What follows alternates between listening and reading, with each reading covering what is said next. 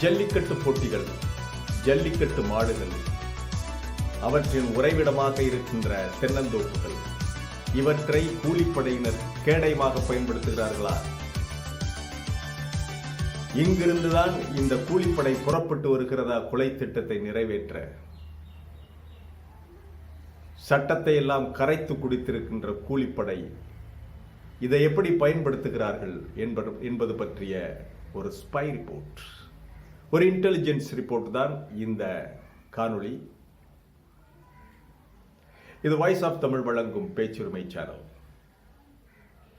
சேனலை சப்ஸ்கிரைப் பண்ணிட்டு மறக்காம பெல் பட்டனை அழுத்துங்கள்.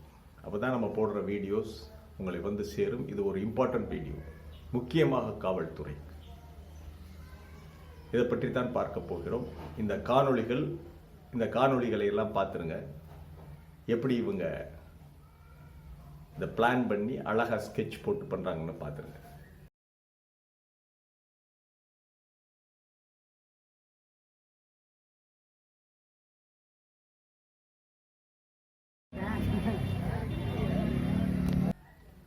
வாங்க பார்க்கலாம். கடந்த 2-3 நாட்களுக்கு முன்பு சிவகங்கை மாவட்டம் காளையார் கோயில் அருகே கல்லலுக்கும் காளையார் கோயிலுக்கும் இடைப்பட்ட இடம், அதாவது கல்லலில் இருந்து ஒரு 4 கிலோமீட்டர் அருகில் உள்ள தென்னந்தோப்பிலை வைத்து அண்ணன் தம்பி 2 சகோதரர்கள், டீனேஜர்ஸ் இல்லை, டீனேஜ் தாண்டி ஒரு 20-21 வயது இருக்கும் அண்ணன் தம்பி 2 பேரையும் நள்ளிரவில் புகுந்து சிவகங்கை மாவட்டம் புதுப்பட்டியைச் சேர்ந்த மதன் என்பவருடைய தலைமையில் வந்த கூலிப்படை கொன்று போட்டது, கூறு போட்டது. அதற்கு காரணமாக சொல்லப்பட்டது பனங்குடி அருகில் இருக்கின்ற பனங்குடி மஞ்சுவரட்டில் ஏற்பட்ட மாடு பிடி தகராறு. நாமெல்லாம் இந்த செய்தியை பார்த்துவிட்டு மிக எளிதாக கடந்து போய்விடுகிறோம். போலீஸும் இந்த அவங்க சொன்ன ஸ்டேட்மெண்ட்டை வச்சு அப்படியே ஒரு சப்ஜெக்டை எழுதி அப்படியே இதுதான் விஷயம், மஞ்சுவரட்டில் ஏற்பட்ட தகராறு, இதில் தான் இவர்கள் தீர்த்து கட்டப்பட்டார்கள் என்று செய்தியை அந்த ஃபைலை க்ளோஸ் பண்ணிடுவாங்க. ஆனால் இதற்கு பின்னால் இருக்கின்ற மிகப்பெரிய அதிர்ச்சி அளிக்கக்கூடிய உண்மை என்ன என்று நாம் தெரிஞ்சுக்கிற வேணாமா? இந்த அண்ணன் தம்பி 2 பேர், ஒருவர் பெயர் சுபாஷ், இன்னொருவர் பெயர் ஜெய் விஜய். இந்த சுபாஷ் அவருடைய அண்ணன் 2 பேரும் மதுரை மாவட்டம் நாச்சிக்குளம் பகுதியைச் சேர்ந்தவர்கள். மதுரை மாவட்டத்தில் நாச்சிக்குளம் பகுதியைச் சேர்ந்தவர்கள் அங்கிருந்து கிட்டத்தட்ட 100 கிலோமீட்டர் தாண்டி சிவகங்கை மாவட்டத்தில் இருக்கிற காளையார் கோயில் அருகில் உள்ள கல்லல் அருகில் உள்ள ஒரு தென்னந்தோப்பில் எதுக்கு மாடு வளர்க்குறாங்க? அவங்க ஊரில் வளர்க்க வேண்டியதானே? இந்த கேள்வி எழும்ல. இவர்கள் வக்கீலை விட ரொம்ப திறமையானவங்க சார். இந்த கூலிப்படைகள் சாதாரண விஷயம் இல்லை, சாதாரண ஆட்கள் இல்லை. இந்த 2 பேரும், அண்ணன் தம்பி 2 பேரும் மதுரை மாவட்டத்தில் நாச்சிக்குளம் அருகில் சுமார் 1.5 ஆண்டுகளுக்கு முன்பு ஒரு கொலையை செய்கிறாங்க. கூலிப்படையாக சென்று மெர்சினரிஸா போய் பணம் வாங்கி கொண்டு, ஆதாயத்திற்காக பணம் வாங்கி கொண்டு பணத்திற்காக ஒரு கொலையை செய்கிறாங்க அண்ணன் தம்பி 2 பேரும். அண்ணன் தம்பிகள் சேர்ந்து உழுவார்கள், அண்ணன் தம்பி சேர்ந்து வரப்பு வெட்டுவார்கள். கிராமத்தில் அண்ணன் தம்பி 2 பேர் சேர்ந்து மாடு மேய்ப்பார்கள், மாட்டுக்கு வைக்கப்படுவாங்க. இந்த மாதிரியான வேலைகளை, மீன் பிடிப்பார்கள், நிலத்தை சீர் செய்வார்கள், இதைத்தான் சேர்ந்து செய்வார்கள் என்று கேள்விப்பட்டிருக்கிறோம். இவங்க சேர்ந்து கொலை செஞ்சிருக்காங்க. கொலை செய்துவிட்டு கிடைத்த பெரிய பணத்தில், இவங்களுக்கு வேற வேலை தொழில் தெரியாதுல்ல, ஒரு ஜல்லிக்கட்டு மாடு வாங்கிக்கிட்டு 2-3 மாடுகளை வாங்கி கொண்டு இங்கே இருந்த ஆபத்து நம்மளை போட்டு தள்ளிடுவான்னு சொல்லி முதலில் கீழக்கோட்டை என்ற ஊருக்கு அருகில் உள்ள பொய்யாமணிப்பட்டி என்ற கிராமத்தில் வந்து ஒரு தோப்பில் இருக்கிறாங்க. எப்படியோ அங்கேருந்து ஒரு லிங்க் மூலமாக வந்து இங்கே ஒரு தோப்பில் நாங்கள் மாடு வளர்க்குறோம். இந்த ஏரியாவில் நடக்கிற மஞ்சுவரட்டுகள், ஜல்லிக்கட்டுகளுக்கு, ஏன்னா சிவகங்கை மாவட்டத்தில் ஜல்லிக்கட்டு அடிக்கடி நடக்கும், தினந்தோறும் ஒரு ஜல்லிக்கட்டு எங்கேயாவது நடக்கும். அதுக்காக நாங்கள் மாடு வளர்க்குறோம். வேற தொழில் என்னையான்னு இவனும் கேட்கல. இவனுங்களை எங்கிருந்து பணம் வருது? இறக்கி பணம் வருது இவனுங்களுக்கு. ஜல்லிக்கட்டு மாடுங்கிறது தினம் வந்து சாணம் போடும், சிறுநீர் கழிங்க, அது என்ன பணமாக போடும்? இவங்களுக்கு சாப்பாடு, போக்குவரத்து, ஒரு மாடு வளர்க்குறதுக்கான செலவு, இப்படி இவர்கள் இந்த தோப்பில் இருந்து வளர்த்துக்கிட்டு இருக்கும்போது பக்கத்து ஊரில் ஒரு கட்டுக்கோப்பான கிராமத்தில் நடந்த ஒரு தகராறில் தன்னுடைய தனக்கு இடம் வாங்கி கொடுத்த தோப்பை குத்தகைக்கு வாங்கி கொடுத்த நண்பருக்காக வந்து அந்த ஊர் பெரிய குடும்பம், பெரிய ஒரு 4-5 பங்காளிகள் அந்த இதோட சேர்ந்து ஒரு ஊர் திருவிழாவில் தகராறு பண்றாங்க. தகராறு நடக்கும் பொழுதே இவங்க கொஞ்சம் ஹானஸ்டான குடும்பம், ஆள் ஜனக்கட்டு அதிகம், நிறைய ஆளும் ரொம்ப ஜெய்ஜாண்டிக்கா இருப்பாங்க. அடிச்சு விரட்டி விட்டுறானுங்க இவனுங்க 2 பேரையும், ஓடி போயிடுறாங்க. அதன் பிறகுதான் இந்த கிராமத்திலிருந்து விசாரிக்கிறாங்க. அவங்கள தோப்புல இருந்து வெளியேற்ற சொல்லி, இவங்களை பற்றிய சில விஷயங்களை தெரிந்து கொண்டு தோப்புல இருந்து வெளியேற்றுங்கன்னு சொல்லி நெருக்குதல் கொடுத்த உடனே இவங்க இங்க இருந்து சிறுவயலுக்கு போறாங்க. அங்கே ஒரு தோப்புல இருக்கிறாங்க. இப்ப இவங்களை ட்ரேஸ் அவுட் பண்றாங்க. இவங்களை போடுறதுக்காக, இவங்க ஏற்கனவே மர்டர் பண்ணிட்டு வந்தானுங்கள்ல, இவர்களை கொல்வதற்காக தேடி சிவகங்கை மாவட்டத்தில் இவங்களுடைய செல்போன் எப்படியோ தேடி ட்ரேஸ் அவுட் பண்ணி போடுறதுக்காக மதன், இப்பொழுது புதிதாக முளைத்திருக்கின்ற ஒரு மெர்சினரி, ஒரு கூலிப்படை தலைவன், அந்த புதுப்பட்டியைச் சேர்ந்த மதன் என்பவரை இவங்க கூலிக்கு அமர்த்துறாங்க. இப்ப தோதாக பனங்குடி மஞ்சு வரட்டு நடக்குது. இவங்க கரெக்டா இங்க தங்கி இருக்காங்க என்னங்கிறதெல்லாம் பார்த்துடுறாங்க. பார்த்துட்டு பனங்குடி மஞ்சு வரட்டு நடக்குது. பனங்குடி மஞ்சு வரட்டு நடந்த 2 நாட்களில் இவங்க நேர வந்து நைட்ல அட்டாக் பண்ணி விஷயத்தை முடிச்சுட்டு போயிடுறாங்க. ஒரு ஜல்லிக்கட்டு போட்டியில் நடக்கிற சிறிய தகராறு கொலை செய்கிற அளவிற்கு வன்மத்தை கக்குமா? ஜல்லிக்கட்டு போட்டியில் பல்வேறு தகராறுகள் எப்பொழுதும் நடந்து கொண்டே இருக்கும். சின்ன சின்ன தகராறு, நூற்றுக்கணக்கான தகராறுகள் நடக்கும். இதை ஒரு வெஞ்சன் வச்சுக்கிட்டு செய்வாங்களான்னா, ஏன் அப்ப அந்த ஜல்லிக்கட்டு போட்டி பனங்குடி மஞ்சு வரட்டையெல்லாம் ஏன் எஃப்ஐஆர்ல கொண்டு வர்றாங்கன்னு சொன்னா, இதுல தான் இருக்குது விஷயம். அதாவது பணம் கொடுத்து கொல்ல சொன்னான்ல, அவனுடைய பேர் இதுல வராது. பழி வாங்குவதற்காக பணம் கொடுத்து கொல்ல சொன்னால்னு அவனுடைய பேர் இங்க வராது. அப்ப ஜல்லிக்கட்டு போட்டியில் உணர்ச்சி வசப்பட்ட கொலை அப்படின்னு சொல்லி கொண்டு போய் சப்மிட் பண்ணனா, கொலை செய்தவருக்கு எளிதாக ஜாமீன் கிடைத்துவிடும். இந்த கேஸை பெருசா இந்த ஜல்லிக்கட்டு மஞ்சு வரட்டு போட்டிகளில் நடக்கிற கேஸை பெருசா உடனே ட்ரையலுக்கு கொண்டு வர மாட்டாங்க. எளிதாக ஜாமீன் கிடைத்து அவர் போய்விடுவார், தண்டனையும் குறைவாக கிடைக்கும்.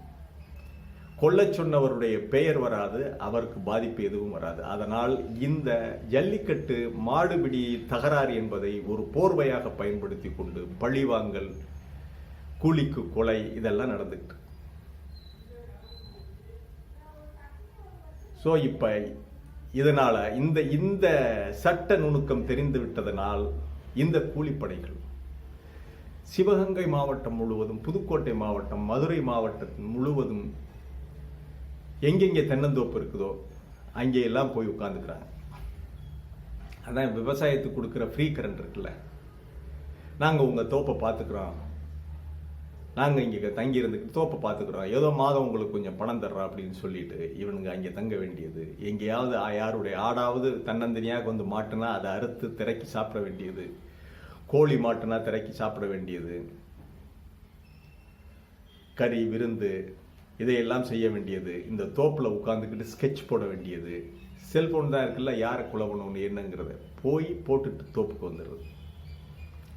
அப்படி ஏதாவது ஒரு தகராறுனா ஸ்கெட்ச் போட்டு, இந்த யார் இங்கே இருக்கிறவங்க இந்த ஜல்லிக்கட்டு மாடு வளர்த்துக்கிட்டு, யார் இங்கே இருக்கிறவங்க இந்த ஜல்லிக்கட்டு வளர்க்குறாங்க, ஜல்லிக்கட்டு மாடு வளர்க்குறாங்க பிள்ளைங்க, இளைஞர்கள். இதுதான் அவர்களை பற்றி வெளியுலகத்துக்கு தெரியும். ஆனால் அவர்கள் கூலிப்படை என்பது தெரியாது. இப்ப நமக்கு இந்த விஷயம் தெரிந்தவுடன் இதற்கு பின்னால் புதைந்திருக்கின்ற பெரிய உண்மைகள் தெரிகின்றன. ஆகவே ஒன்று, இவர்களுக்கு எளிதாக ஜாமீன் கிடைக்கும் என்பது. இரண்டாவது, யார் பணம் கொடுத்து கொலை செய்ய சொல்கிறார்களோ அவர்கள் தப்பித்துக் கொள்வார்கள். மாடுபிடி தகராறு என்ற ஒரு விஷயத்தை முன்னிறுத்தி அவங்க தப்பிச்சுக்கிடுவாங்க. ரொம்ப எளிதாக விஷயம் முடிந்துவிடும். அதனால் தான் இவர்கள் எங்கே பார்த்தாலும் மாடு வளர்க்குறாங்க. எங்கே பார்த்தாலும் தோப்பில் உட்கார்ந்து கொண்டு தோப்பில் 2 மாடை கட்டி போட்டு ஜல்லிக்கட்டு மாடை கட்டி போட்டு அங்கே வளர்க்கிறார்கள் என்றால் அவர்கள் நிச்சயம் கூலிப்படை, வேற யாரும் கிடையாது. கூலிப்படைக்காரர்கள் தான் இப்படி வந்து ஊரு விட்டு ஊரு வந்து தோப்புக்குள்ள ஒளிந்து கொண்டு மறைவாக இருந்து கொண்டு மாடுகளை வளர்க்கிறேன் என்ற போர்வையில், ஜல்லிக்கட்டிலே உருவி விடுகிறேன், மாடுகளை அவிழ்த்து விடுகிறோம் என்ற போர்வையில் அங்கே தகராறு நடந்ததுன்னா பனங்குடி மஞ்சுவரட்டில் விசாரித்தவரை இப்படி ஒரு தகராறு நடந்ததாகவே இல்லை. அப்போ அந்த தகராறு நடந்து அது எஃப்ஐஆர் பதிவு பண்ணப்பட்டதாங்கிறதா கிடையாது. பனங்குடி மஞ்சுவரட்டில் இந்த மாதிரி தகராறு நடந்ததாக அந்த ஊர்க்காரர்களும் இன்று வரை இல்லைன்னு தான் சொல்றாங்க. ஜல்லிக்கட்டு போட்டிக்கு பார்க்க சென்றவர்களும் இப்படியெல்லாம் தகராறு நடக்கவில்லை என்று சொல்லுகிறார்கள். அப்படின்னா இந்த இன்சிடென்ட் நடக்கிறதுக்கு முன்னாடி எந்த ஊர் மஞ்சுவரட்டு நடந்தது? இந்த ஊர் மஞ்சுவரட்டு. அதை தூக்கி போடும். நாங்கள் அந்த மஞ்சுவரட்டில் தகராறு வந்துச்சு எங்களுக்கும் அவங்களுக்கும், அதனால வந்து கொண்டோம். போலீஸுக்கும் எளிதாக கேஸை ஃபைல் பண்ணலாம்ல, கேஸை ஃபைல் பண்ணி முடிச்சிடலாம், விஷயத்தை முடிச்சிடலாம். ஏன்னா 1008 பிரச்சனை வந்துக்கிட்டு இருக்கு அவங்களுக்கு. எளிதாக குற்றவாளியை ஒத்துக்கிட்டேன், அவ்வளவுதான், அது எப்போ வரும்போது பார்த்துக்கலாம் அப்படின்னு சொல்லி அவன் ஒத்துக்கிட்டு பணம் வாங்கிட்டு போயிட்டான். ஆகவே இந்த கூலிப்படையினர் இப்பொழுது அடைக்கலமாகி இருக்கின்ற இடங்கள் இந்த சிவகங்கை மாவட்டம், புதுக்கோட்டை, மதுரை மாவட்டம். இங்கே தான் இவங்க அடைக்கலமாகி இருந்து இங்கிருந்து திட்டம் தீட்டி போய் தங்களுடைய வேலைகளை, கொலை வேலைகளை கச்சிதமாக செய்துவிட்டு திரும்பி வந்து விடுகிறார்கள். அதற்கு ஒரு போர்வையாக மாடுபிடி தகராறு, மஞ்சுவரட்டு தகராறு. கிட்டத்தட்ட 99% இது ஆதாய கொலை, திட்டமிட்ட மர்டர்ஸ். ஆகவே போலீஸ் உடனடியாக தமிழக அரசு களத்தில் இறங்க வேண்டும். எங்கெங்கே தோப்பு துறவுகளில் ஜல்லிக்கட்டு மாடு கட்டி கிடக்குதோ, எவன் வளர்க்குறானோ அவனுடைய ஹிஸ்டரியை தோண்டி எடுக்கணும். ஒரு தோப்பை குத்தகைக்கு விடுறாங்க, மாடுகள் பராமரிக்கிறதுக்கு விடுறாங்க அப்படின்னா அவர்களை பற்றிய முழுமையான விவரத்தை பக்கத்தில் இருக்கிற போலீஸ் ஸ்டேஷனுக்கு தெரிவிக்கணும் என்ற ஒரு நோட்டிஃபிகேஷன் ஒவ்வொரு தோப்பு வச்சிருக்கிற உரிமையாளருக்கும் கொடுக்க வேண்டும். இல்லாவிட்டால் அவர்களையும் எஃப்ஐஆரில் சம்பந்தப்படுத்தணும். தென்னந்தோப்பு வைத்திருந்து அதை வாடகைக்கு விடுபவர்கள், குத்தகைக்கு விடுபவர்களையும் நீங்கள் எஃப்ஐஆரில் சேர்த்தா தான் இது கட்டுப்படியாகும், கட்டுப்படுத்த முடியும். இந்த தென்னந்தோப்பு பிளஸ் இந்த ஜல்லிக்கட்டு காளைகள் வளர்ப்பது, இவற்றை நெருக்கி இதை ஸ்க்ரூட்டனைஸ் பண்ணினாவே எத்தனை கூலிப்படை தலைவர்கள் இங்கே இருக்கிறாங்கிற விஷயம் எல்லாம் தெரிஞ்சு போயிடும், கிளியர் ஆகிடும், மாவட்டம் கிளியர் ஆகிடும், ஓடிடுவாங்க. ஆகவே போலீஸ், தமிழக அரசு விரைவாக நடவடிக்கை எடுக்க வேண்டும். ஜல்லிக்கட்டு போட்டிகளை கேடயமாக பயன்படுத்தி கொண்டு கொலை பாதக செயல்களை நிறைவேற்றும் இந்த கொலை கும்பல்களை இனியும் விட்டு வைக்கக்கூடாது.